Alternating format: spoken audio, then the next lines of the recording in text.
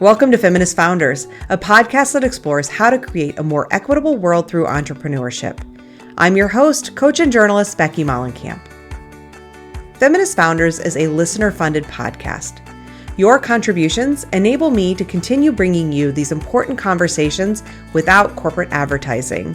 To support the mission, head to feministfounderspodcast.com and sign up for a paid subscription. The link is in the show notes. Now, on to today's show.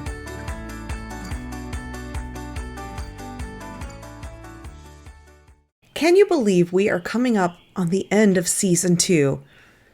2 seasons into the show, and I am loving it more and more every episode and every time I get to have another conversation with an incredible person for your ears. And today is no different. I spoke with Mai Moore.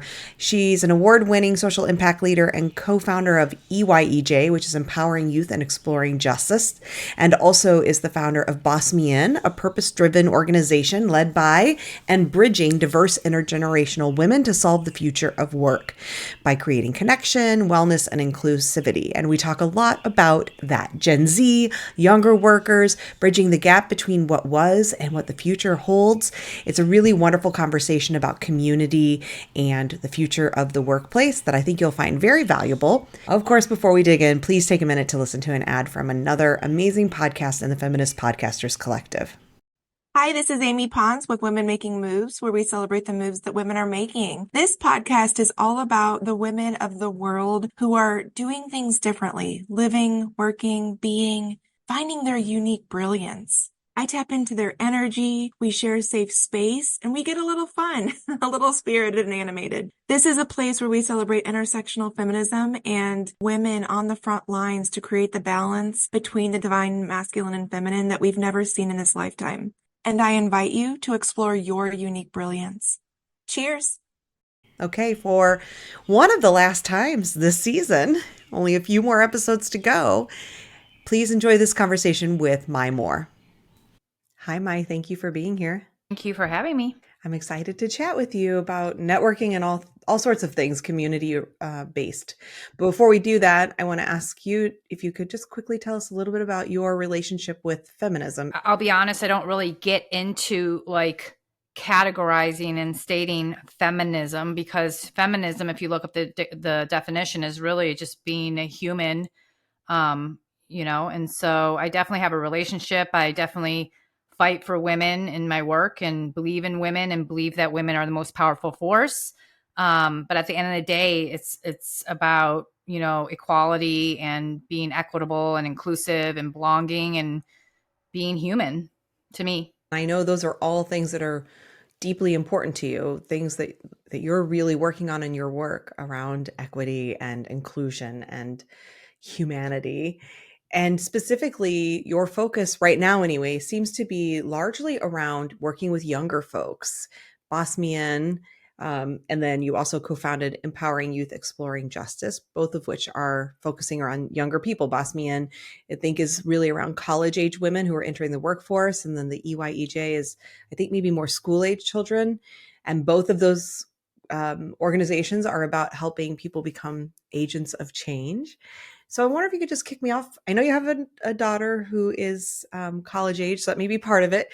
And you were obviously once younger yourself, college age student. Why do you care so deeply about helping young people and specifically around that idea of becoming change advocates? Truly, I'm not 100% sure on that. I'll give a little bit of context and background. So I am a social impact leader here to create a more equitable, inclusive world. I had spent 16 plus years in the tech industry, helped 2 companies go public. And then I totally switched gears and I co-founded the social impact nonprofit that you're talking about, EYEJ, Empowering Youth Exploring Justice. And that was in 2013. And the reason being is because I had a very, very successful career and had moved back to Cleveland, where I'm from.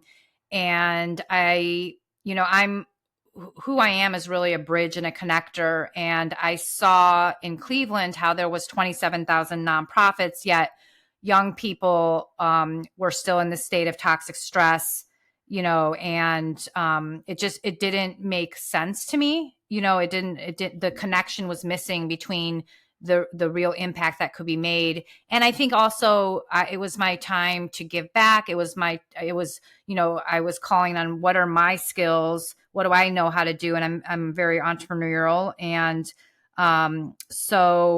I think that's part of the answer of why I started that work, and really in that work teaching young people how to create change. So I served 2,000 underserved youth at that time, literally. And, a lot of young people have bright ideas. I love innovation and new ideas, but they don't know how to actually implement them, right? To create changes around different injustice areas. And so we did many different things: policy work, social action work, award-winning, different kind of marketing work around injustice areas, but really teaching young people the skills of how to create that change was something that was just authentically, innately in me. It's not like I was in government before or anything like that. I really, through my social impact work, was really like in tune with myself and authentically what I could bring to the table to help, right? To help create a better world. And in my current role, we can go into some of that more later, but yes, we are at Bosmian bridging intergenerational women together to solve for the future of work, creating connection, inclusivity, and wellness. And so the work is really about women, and women are of many different age groups, social economic levels, ethnicities, backgrounds, education levels, all that.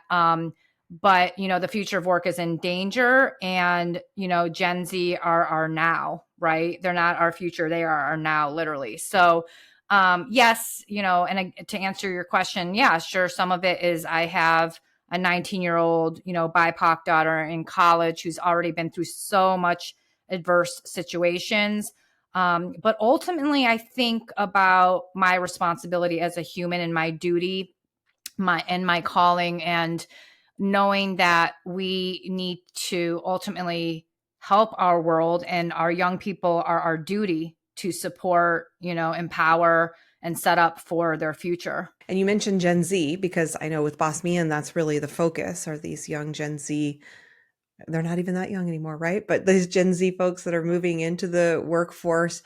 And because of your work with Boss Me and getting to spend time up close and personal, having conversations about work and about diversity and inclusion and the belief systems that you're seeing in these Gen Z folks, I'm curious, what are you learning from them? What are they teaching you? And what do you think older founders should really know about these Gen Z workers? That's a big question. And really, again, at Boss Me, and it's really about the intergenerational relationship between executive women and Gen Z. It's not just about Gen Z.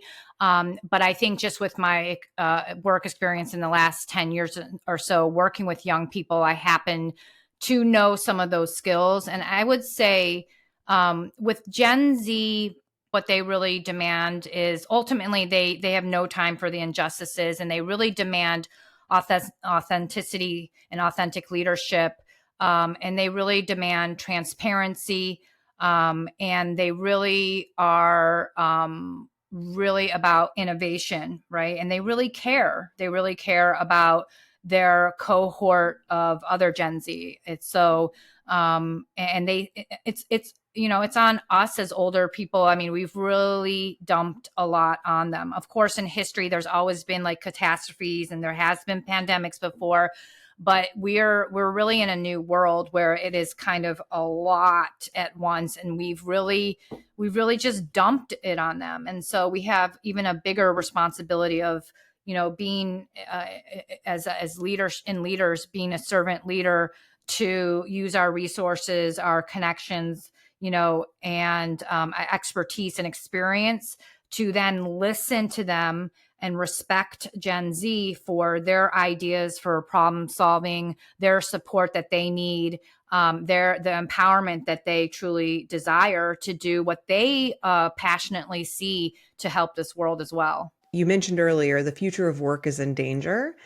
and you just talked about some things that we've dumped on them. I'm curious if that's what you're talking about with the future of work being in danger, or if there's some more to that, because that sounds ominous, obviously, and I'm curious what it's about. Doing the work at EYEJ, I knew that women were the most powerful force, because every time things got hard, especially when you're serving underserved youth, it was always women, and diverse women that stepped up to the plate, right? And I knew that I wanted to do something bigger and social impact, and like, where could I really get to the root of creating change? And so that's either in government at the highest level, or that's in corporations. And so I had then become a chief, and I was really paying attention to executive women. I had interviewed maybe 200 chief women, talking to them about what's going on with, pay gap, DEI issues, burnout, wanting a seat at the table, all those kind of elements with the great resignation. And so, and just coming out of that pandemic, really being in tune with the world and what's happening around the changes and kind of disruption in the executive woman workspace. And then, so, we had created, I pulled together some chiefs, and another chief and we had created this coalition, and we started doing these speaker series.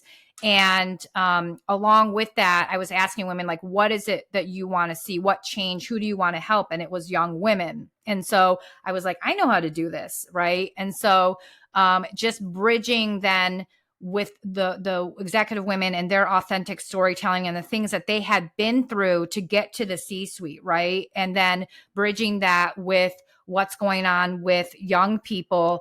And, for example, 72% of young people Gen Z want to leave their job right now. And you see all these, Gallup reports and, around the mental health state of Gen Z right now. Right. So it's bigger than that. It's not just mental health. There's where you look at there's so much. You look at the what's going to happen, with Gen Z, who now have to take care of their elders, and then they can't find, the transition and finding jobs right now. It just goes on and on, right? And so my work is really, again, about bridging women together to help Gen Z, to help them, support them through this new walk of life. Folks who are in those C-suite, those executive kind of positions, the leadership that's out there now, those women, and then these younger women that are coming into the workforce.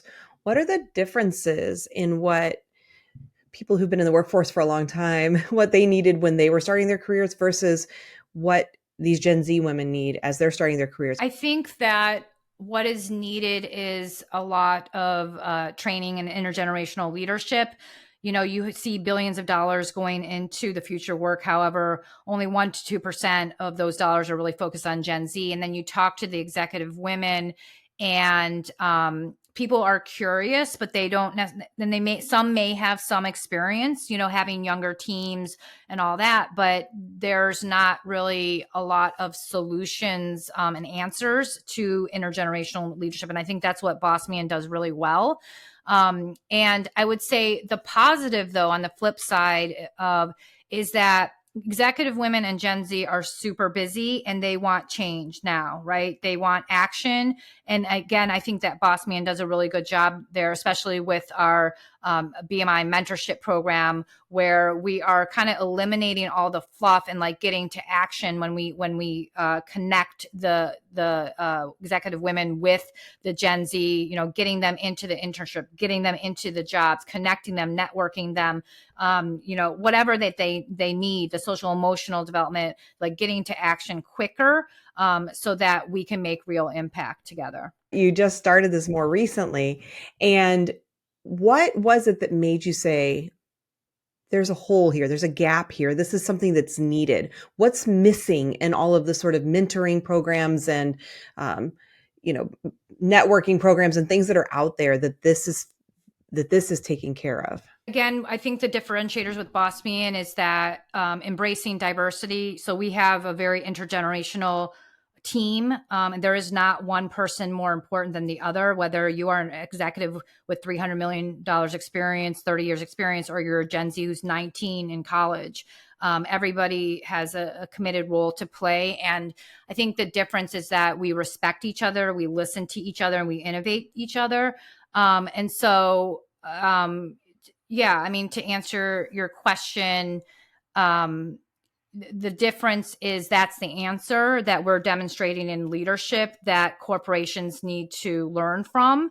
And we're also this bridge, this connector between the corporations and universities and the Gen Z to provide that support. And what does Bosmian mean? Where did that come from? Bosmian came from, like I mentioned, the Speaker Series for Young Women Coalition that was created last August through Chief. We had started doing these speaker series, like 20 plus speakers in a certain format and design. Diversity was embraced, sharing authentic storytelling.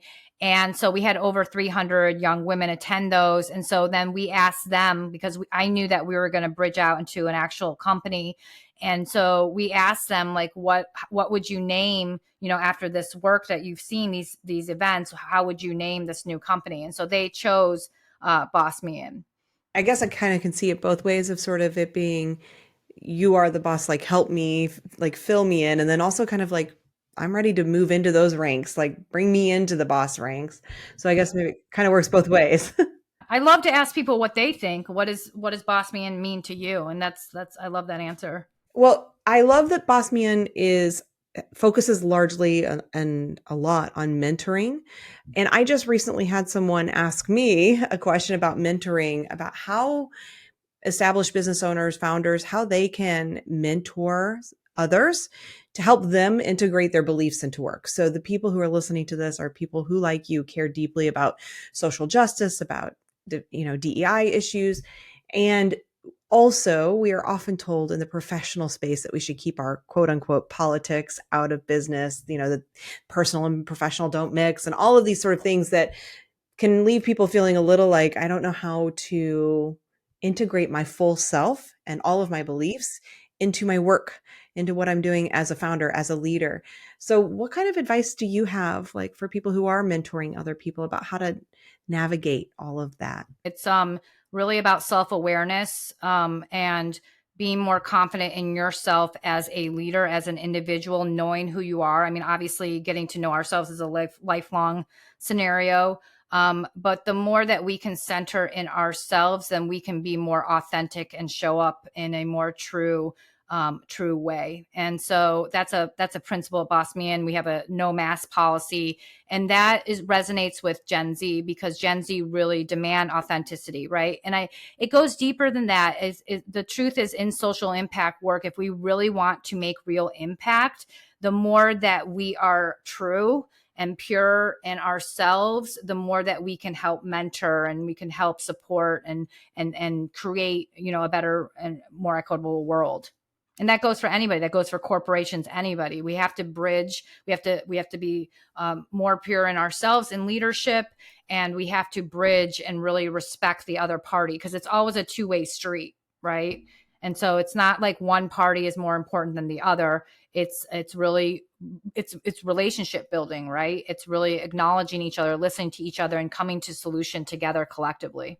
I love the idea of a no mask policy. I've been thinking a lot about masking lately, just with some of the ways that I've noticed how I go through the world, sometimes masking. And often, I mean, it's a trauma response, it's a survival technique. And it's exhausting. And especially when you're trying to be in community, is it even real if you're all wearing masks? And so I would love to talk more about community, because community building is clearly something that you're passionate about, you've been involved in. And as somebody who cares really deeply about inclusive communities, what do you think is different about, and I'm thinking that masking piece is part of this. What's different about being inside of a community that's really truly trying to walk that talk around inclusivity? Bossman's actually innovating and building out a BMI community, and we have some really amazing people that are part of our community.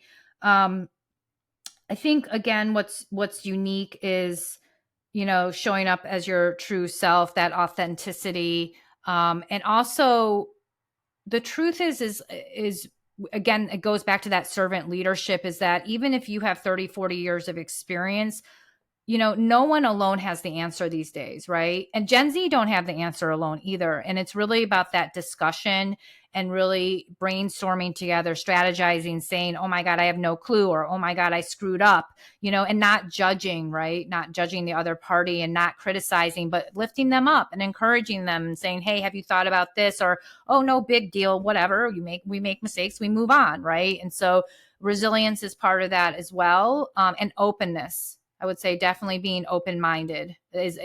Open-mindedness is a fundamental need in this new world. No questions asked. And a willingness to learn, to continue to learn. As one of my advisors, he's 92 years old and he says he's still learning at 92, right? And so we are constantly learning every single day. We need to be. Not everyone, I think, is invested in that, but it makes all the difference. I agree. Why do you think it matters to create and to find and to be a part of really inclusive communities? Because there's moments when, we just don't know, and we need to be around like-minded individuals, and we need support, especially women, right? And us as women, it's just not like we need one mentor. We need 10 mentors. We have interests, we have work interests, we have personal interests.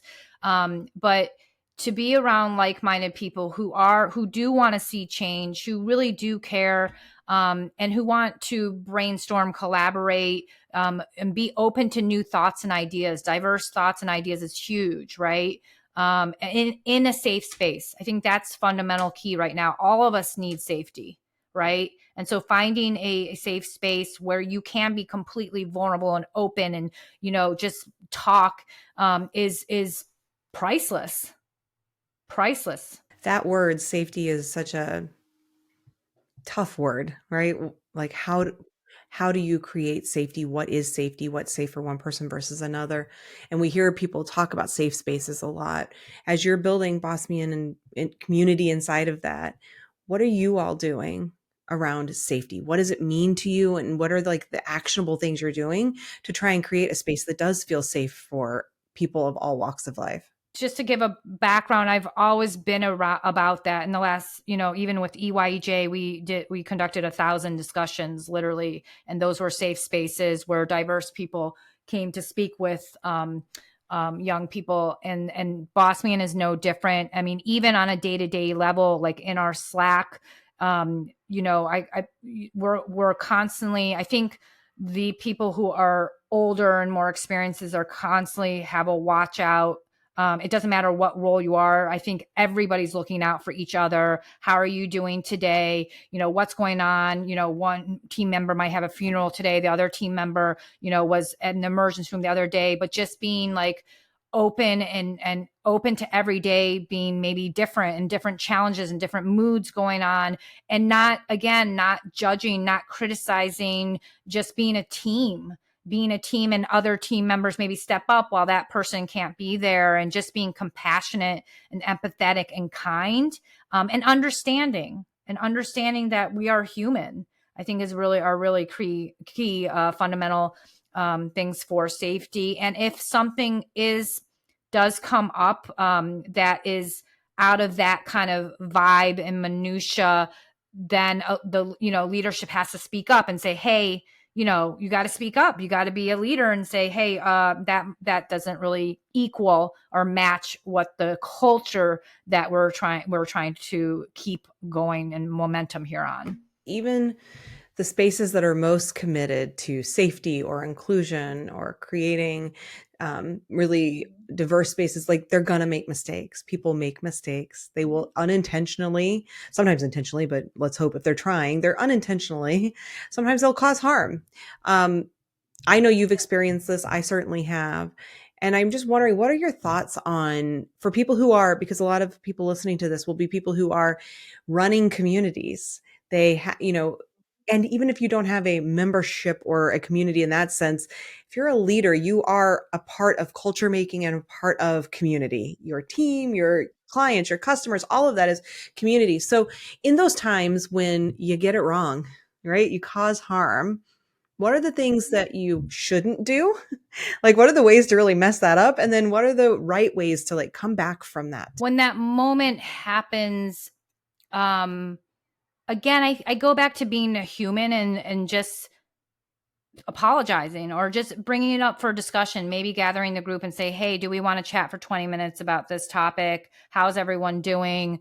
And acknowledging that you made a mistake, because it's honestly, again, it's really not a big deal that a mistake was made. It's just more about addressing it dead on rather than pushing it to the side and then not dealing with it, and it festers and it causes stress to people, right? And so I think the key answer here is addressing the scenario dead on as soon as possible to mitigate future issues. And because when you don't do that, I have literally watched how the impact of not dealing with something impacts other people and other team members and then other work and then other processes, and it costs money, right? I've seen tons of money wasted because we don't deal with these issues. So we have to understand that our circle of influence and boss man circle of influence is big and wide, and there's a responsibility there, right? And everything is connected, whether we want to admit it or not.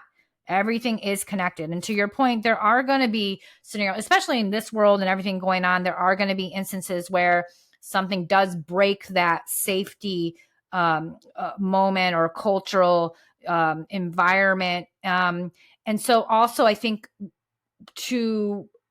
I think that's also the value, again, of bridging with executive women, because we have, the older you are, the more experience you have and the more experience you have with dealing with tough moments or instances too. And so we can problem solve as well in a meaningful way. I think in the cancel culture environment, there's this fear that people often have of like, if I mess up, then everything's forever ruined. And what I've noticed is the same thing you're saying, that the problem isn't the harm, especially when people know you're really engaged in learning and trying to do the right things. And if you make a mistake, it's not the mistake that becomes problematic. It is the response to the mistake. And so learning, don't get defensive, don't, try to pretend it didn't happen, all of those things that go wrong. It's the facing it head on. Yeah. And it's our responsibility in leadership. It's ultimately because we have to demonstrate that it's safe to say that, hey, I made a mistake. That doesn't come, we can't expect that from our team. It's us that have to show, and so that they can see that, oh, okay, then this is a safe space that I know that if I mess up, at some point that, it's going to be okay. Because the truth is, I think, if you look at human nature, people do really want to try to do their best and are, inherently good and want to, help, especially women, are nurturers and all that. So again, to the point that you just made, it goes back to leadership, that we have to show up on a daily basis and demonstrate that as an example first, then the rest follows. And I would say also, to answer your question, is don't give up, right? You make a mistake, who cares? You keep it moving. That's life. And if anything, that's going to teach you strength. And in this new world, you need a lot of strength. And how do you just personally, not as somebody who is leading communities, but who is inside of communities, how do you personally deal with that when you are in a space where there have been problems, where there are issues? And how do you navigate deciding where you're going to stay, where you're not going to stay, where you give your money, where you don't, whether you believe someone is actively repairing or not? What does that look like for you as a consumer of communities? It morphs and changes over time, I think, as you age and you mature, and obviously how much bandwidth you have and where your changes and interests are, what initiatives you have going on, and where you are in life, right? And I think as you get older, you realize and not only older, Gen Z too, we want peace ultimately, right? And I think women are moving towards a space of how do we flow and be in creativity and ease more, right? So when you are aligned with your own values, naturally your community and who you are around will naturally flow and change according to who you are as a human. That's what I believe. And so, and the power also of learning to say no to situations or things that don't align with you are also, I think, important. And that's not an overnight thing to learn how to do. I'm still learning that, at age 45. But I think when we are centered with who we are as humans, and we state who we are, or what we're about, or what we're working on, or it'll naturally, organically flow your community and your environment and who you're around to align with you. And you will feel off when it is not aligning with you. And I think something that's unique about me, maybe that's different than other people, and I'm not saying this is right or wrong, I'm just myself, is I change often. And I'm always, not to say other people are not growing, because everyone's growing, but some people try to stomp that growth, right? I'm always working on myself, growing, trying to be open to learning and change. And sometimes I'm a little actually too hard on myself, right? I need to be patient with myself. But why I'm bringing that up is that when you do grow a lot too, then people around you do fall off. And so I think a lot of people have a hard time with that too, of that letting go, right? And I'm not trying to say I'm a very loyal person, trust me, and it's not always easy to let go. But I think just realizing that some people do stay around you and some people do fall off, and that's a natural course of life, and that's nothing bad or good, especially when you're changing. And I know when we talked previously in advance of this interview about community, and when there are challenges inside of a community that you're a part of, one of the things that you mentioned too is just there is no perfect community. There will always be these things that come up. So if you were to leave every space that you've been a part of where there's been some problem that's happened, some problematic issue that's come up, then you would be without community. So part of it sounds like, I think from you, is that sometimes you just have to pick and choose your battles and where you're going to be and how egregious something is for you. To make it clear, and thank you for bringing that up, is that I'm not saying leave your community just because some instant comes up. I mean, you have to really weigh your options and see where you're at. And I've been lucky to be a part of a lot of different kind of communities, very, very diverse communities. And, again, I think it goes back to where you are in life, and how much bandwidth you have, and what's good for you. What is good for you? What makes sense for you in that moment too? When you talk about community and finding community, you've created communities, you've been a part of communities, as you said. And when you're thinking about trying to find these I'll say safer spaces than safe spaces, and inclusive communities, it can be really challenging. When I've searched in the past, like feminist community or feminist networking, Google thinks feminist and female are synonyms, which are very much not true. There's plenty of harmful females who are not feminists. So what are the things that you would say, like, what have you looked for, or what do you recommend people look for, or questions to ask to really gauge whether a community you're thinking about being part of is really walking the talk around inclusivity?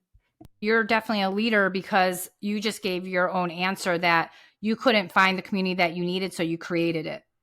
Boom. That's magic right there, right? And so that's one kind of tactic. Like, if you're not getting what you need, like, create it, right? You know that people are seeking it, people are curious, and it's not there, and you have the answer, so create it. But to answer your question, God, that's a big question again too, is to be open. And I think that desire to find community is in a lot of us. And I think for me, my background is, I grew up, my mom, left Japan at age 13 and came to Cleveland to become an assistant concertmaster. And so I grew up with a single mom who was Japanese, and I was in a community that was very diverse. There weren't a lot of Asians. And so why I'm bringing this up is that, I knew that I was unique, and I also wanted to find, like, my own community. Right. And so how I did that, again, it goes back to what I said before, is just authentically being myself, because those communities honestly will come to you, or you can create them. So like EYEJ created that, Boss Me In created that. Or, there are again, and us women and all of us, we have different interest areas. There might be, I am interested in being part of my church community, or I want to be part of a book club community because I have a desire and passion for books. So again, being more true with yourself and what your desires are, then you can take the steps to say, okay, I'm looking for X or a book club, or I'm looking for a feminist founder community, or I'm looking for, Y. It will appear. I don't know if that's the right answer or not, but it will appear. But you have to also make the effort to look, right, and search and see what's out there, and being open and listening and having conversations with people, because I promise you, like, you have a conversation with a person and you say, I'm interested in X, Y, and Z, it will appear. People want to help. They naturally want to help you. Well, speaking of helping you, mentoring, I want to go back to that as well, as far as finding mentors, because obviously if you're a fresh out of college kid, maybe Boss Man is a great place to explore finding a mentorship. But I think people of all ages in the professional world benefit from having mentors. I don't think that ends just because you've made it farther in your career, right? We can learn from someone. So for people who aren't sure about like how to even go about finding a mentor, do you have any advice for that? BMI, we have a couple products, but one of them is the BMI mentorship program. And obviously if you're interested, you can go, inquire, whatever. But that's a great question, because I think one of the reasons why we actually created this program is because like you, when I was growing up in college, I didn't have a mentor. I had no idea. Right. And I think a lot of Gen Z these age, they're getting their mentorship from like YouTube. Right.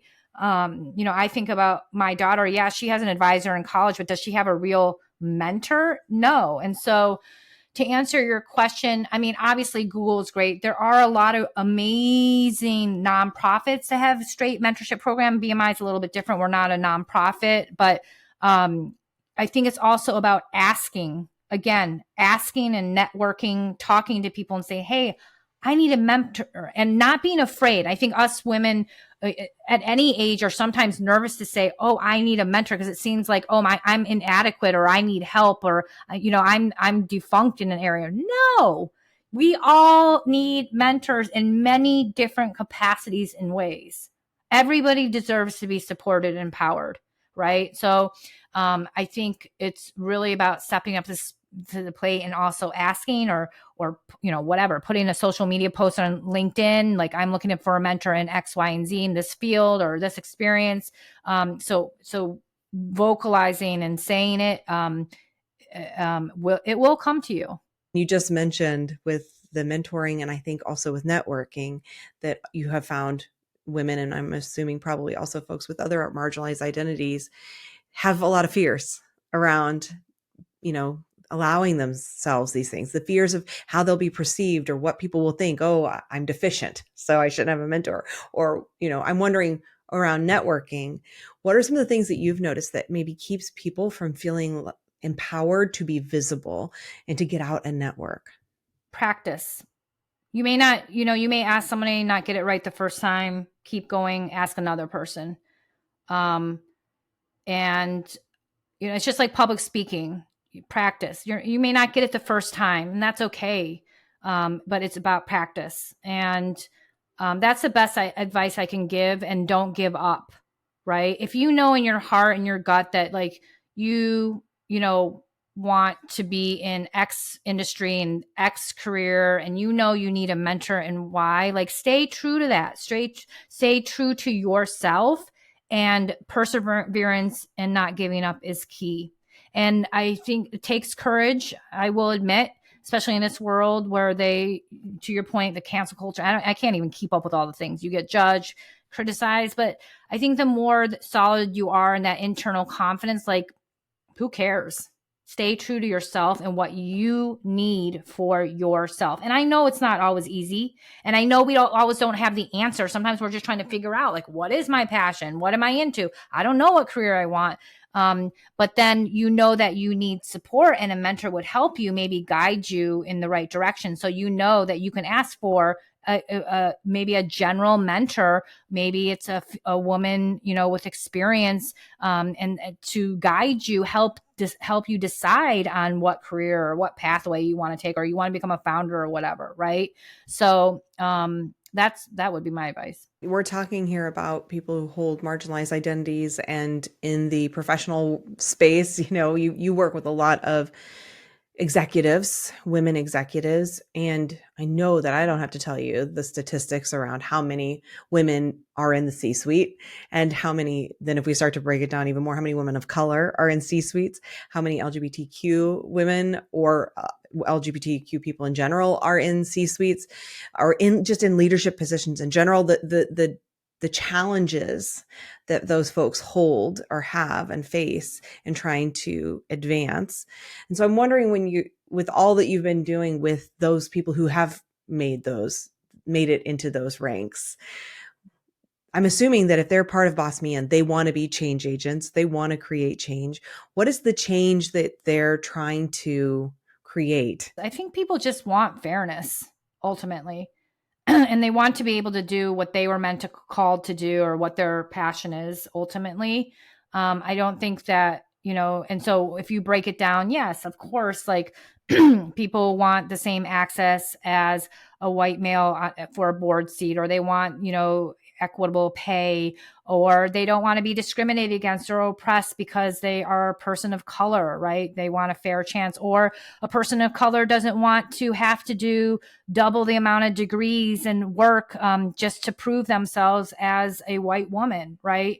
I mean, it goes on and on and on and on and on and on. But ultimately, if I was to summarize that, it's just fairness, and there's enough space for everybody. I don't think there should be fear that like women are going to take over, and like, it's not like that. It's that, women are amazing and bright and great business executives and founders, and simply want to do their calling just like anybody else. Right. And why should we have to fight like, like more than other people just to help get us to where we need to be to thrive?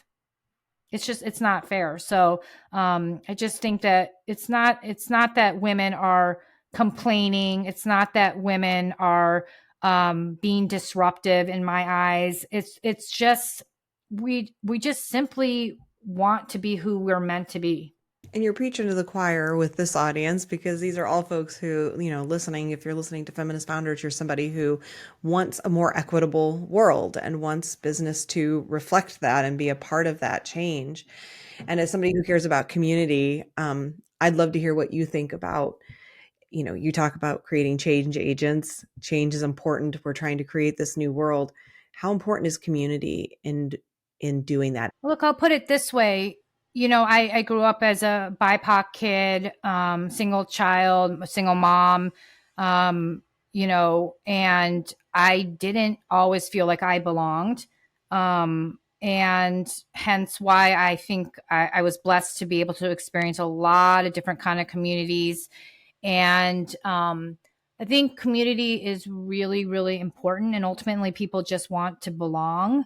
And again, it's a safe place. It's a way to be yourself, but also learn from people and collaborate and brainstorm and like-minded individuals for growth. And so community is incredibly important, especially in this new world. I think the pandemic really showed us that too, as well. In season 1, first episode of the show actually was with C.V. Harquail, who's a feminist scholar. And she talked about feminism needing to be inclusive, transformational, and collective. And that collective piece really sits with me, because I just think how many of us are trying to go it alone, whether we're solopreneurs or we're leaders, but we're working from home, or we're leaders, but everyone else in the company looks different than us.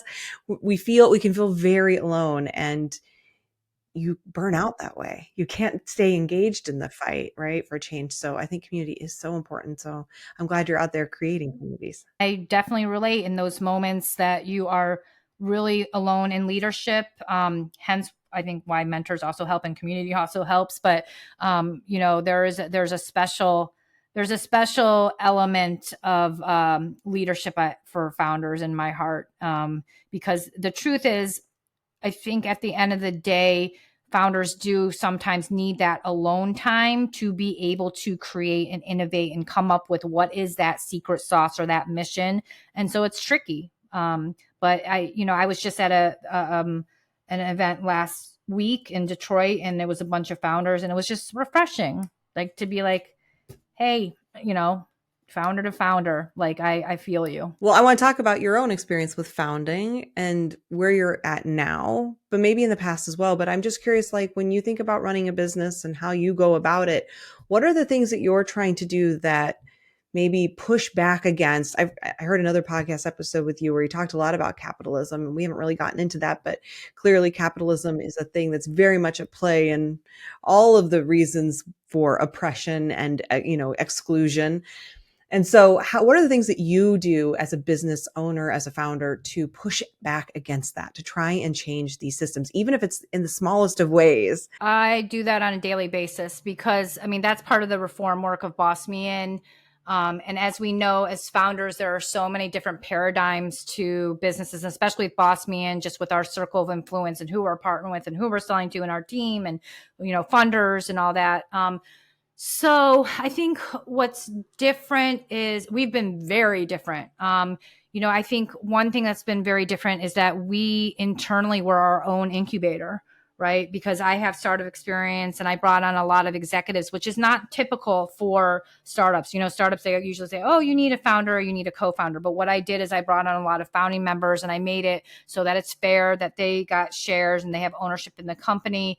So I had that expertise and we incubated ourselves. And that creates a lot of innovation and creativity, whether that, impacts, product or marketing or whatever, finance, whatever.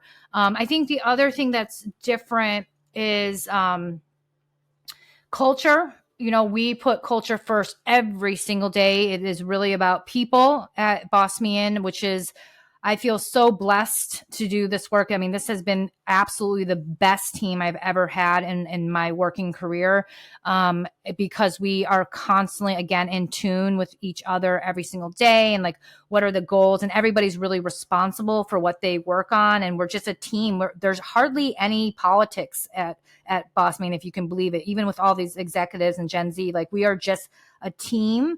And so I think that's different. And then thirdly, funding, as us all founders are very aware with, we are very diversified in the way that our strategy for funding is to be open to what works best and is mission aligned with Boss Me In. So what I mean by that, you talk about capitalism is, the VCs talk about capitalism, 2% is out of the whole pie is going to women and minority funding. And then the KPI demands that they put on businesses. Literally, I've talked to many VCs and I said, you are literally killing entrepreneurs, including myself. The burnout is real, right? And, and just to get, to that pre-seed amount, you've spent all the energy and time and change and updates and blah, blah, blah. And then you got to go back at it for seed, right? And we're not talking, even if you're raising, everyone's different, raising $1 million or whatever, that's not a gigantic amount of money when you have to think about the ROI and how much time you've spent, with the sweat equity. And then you're literally borrowing dollars against yourself, which is wrong. And then you have to go back into the fundraising cycle while meeting the KPI, goals. And it's just, I'll tell you, women are not into that. We're like, we want to authentically create real impact. Can you just give us the dollars cleanly with no stipulations and let us do our work? We're committed. We are responsible. We will deliver for you. We are kick ass. But kind of leave us alone a little bit. And so you're opting out of that funding? No, we're not opting out. We are open. What's your thoughts around how to do that differently? Because I didn't mention before, but you were a part of 2 IPOs and 8 startups. So like you've, as you mentioned, been in that churn and burn environment and know how it like literally can kill you. So how are you approaching things differently? What's different about us is that, part of our funding strategy is angel investors, because that's a way to get support without so many stipulations and criteria, and just be authentically supportive. So that's definitely, I see a lot of movement too, with a lot of VCs and angel funds that are really trying to build out like their impact investing there. And so that's one strategy. I think with VCs too, it's about having the conversation with them and really like making sure that you're on the same page. And so you can obviously negotiate your term sheets and all that, but really making sure that, being clear, like, this is what we need. You got to hold the control, right? I know us founders, we can get very desperate. Trust me, I haven't been paid in a year, right? But we have to also not settle. We have to stay true to our values and have integrity. So you can have those conversations. I mean, we're aligned with many different VCs who are, supporting women-led businesses who completely understand the paradigm change that needs to happen in VC. So again, it goes back to aligning yourself, staying true to yourself. What are you about? And communicating, having that conversation to then you'll know immediately if someone's a match or not. You'll know. And I love that you are helping mentor Gen Z, because I hope they're hearing that. And from what I hear you saying is it sounds like maybe Gen Z is getting that in a way that it took us a lot longer to get to. Like they're coming out of the gate saying, no, what I care about matters here. How I feel matters. Yeah, they are lucky in some ways because they've gotten, 20, 30 years of our pain to get to an answer. So there's definitely positives about being Gen Z. Is there anything else that I didn't ask you about what you're doing with Boss Me In, or anything else that you want to make sure that we touch on before we wrap things up? We are building out our community. If you want to be part of it, we'd love to have you. There is power in numbers. We really believe at Boss Me In that everyone can win together. And you see that throughout our business model, about even how with our sales, we have referrals and just empowering our team, elevating our team members. We have a Gen Z team. If you're a Gen Z, you want to be part of our Gen Z leadership team. It is an awesome, awesome team.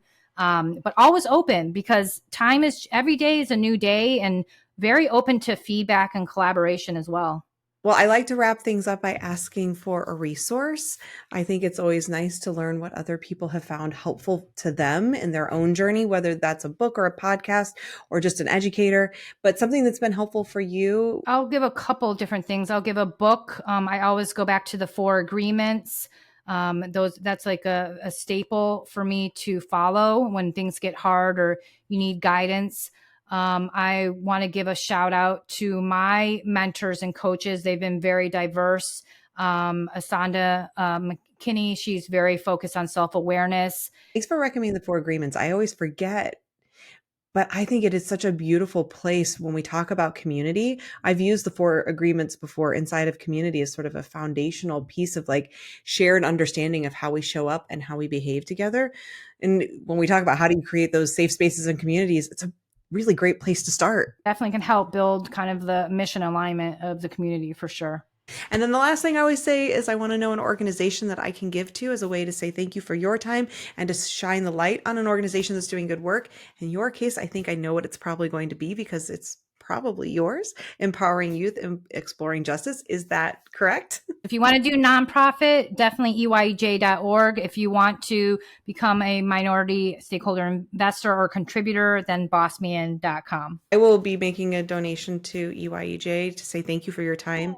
And I would love for people who've enjoyed this conversation to do the same. Maybe you can just give us a little more, because we didn't go as much into EYEJ in this conversation because we're talking more around business, but I would love to know just a little more for people what the organization does. EYEJ is all about empowering young advocates for change. So, teaching young people how do you actually create the change. And they have 2 different programs. One is YDJ, Youth Discussing Justice, which is really about having discussions around different injustice areas between adults and youth. And then they have the EYEJ Youth Council, which is focused on creating the change. So they're the ones who actually implement different tactics around different injustice areas. And they've worked from anything from digital divide, racial equity, police-youth relationships, climate change. They've done a lot of different things. I love the sound of that. I'm very excited to learn more. I know it's in quite a few schools. I don't know if it's made its way to where I live, but I'm going to learn more and find out about that because it's awesome. Well, thank you so much for your time, Mai. We're going to pause this and then have a separate short conversation about networking tips, without being a sleazy bro, how to bring your feminist values into your networking. So we're going to discuss that. If you're interested in hearing that extra piece, then make sure you go sign up for the Feminist Founders newsletter. The link for that is in the show notes. Thank you, Mai, for your time. I appreciate it. Thank you so much, Becky. Grateful. Thank you for listening to this episode of Feminist Founders Podcast. If you like what you heard and want to learn more, or if you'd like to support the work that I'm doing with the show, please visit feministfounderspodcast.com. There you can find out about becoming a paid subscriber for as little as the price of 1 cup of coffee a month, which will directly support my work. You can also find the show notes and find the bookshop.org website where you can order any of the books mentioned in this or any episode, which will also support the work I'm doing. The link to all of that is in the show notes. Thanks again, and I can't wait for our next episode.